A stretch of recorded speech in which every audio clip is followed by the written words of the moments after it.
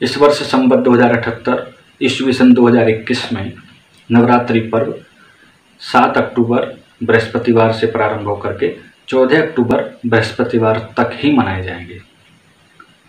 वैसे सामान्य रूप से नवरात्रि में 9 दिन होते हैं, लेकिन कभी कभी किसी वर्ष में कोई तिथि घट गई तो नवरात्रि कम हो गया कोई, और कभी कभी किसी वर्ष में कोई तिथि बढ़ जाती है तो नवरात्रि भी बढ़ जाते हैं।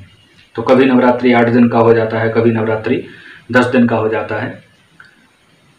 तो भगवती जगदम्बा के इन 9 दिनों में शास्त्रों के अनुसार भगवती जगदम्बा के 9 रूपों की ही सेवा अर्चना की जाती है और करनी चाहिए।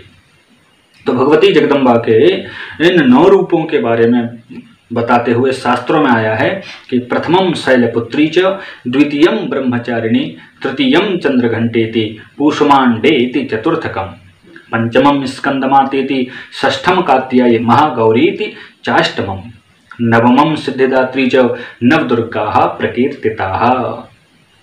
भगवती जगदम्बा के 9 रूपों के बारे में बताते हुए बताया कि भगवती जगदम्बा का पहला रूप है शैलपुत्री, पहला शैलपुत्री, दूसरा ब्रह्मचारिणी, तीसरा चंद्रघंटा, चौथा कूष्मांडा, पांचवा स्कंद माता, छठा कात्यायनी, सातवां कालरात्रि और आठवां है महागौरी, और नववां रूप भगवती जगदम्बा का सिद्धिदात्री के नाम से जाना जाता है।